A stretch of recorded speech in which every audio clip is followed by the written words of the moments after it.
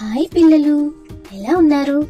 ఈ రోజు మనం కుందేలు మిత్రులు అనే ఒక చిన్న కథ గురించి తెలుసుకుందామా?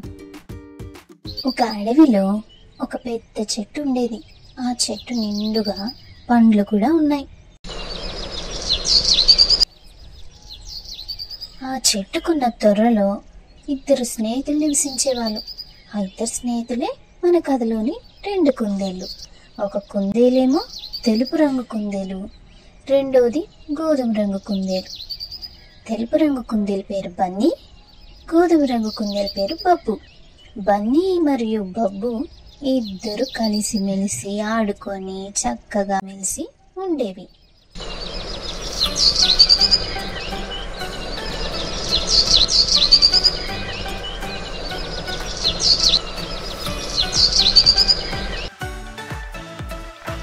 అయితే ఒకరోజు బన్నీ మరియు బబ్బు ఒక పరుగు పందెం పోటీని పెట్టుకున్నాయి.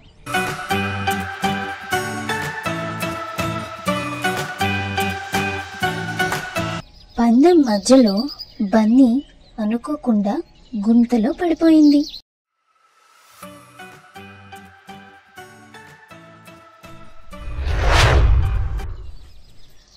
అప్పుడు వెంటనే బబ్బు తన తెలివితేటలతో ఆలోచించి ఒక కర్రను సాయంగా బన్నీకి అందించింది.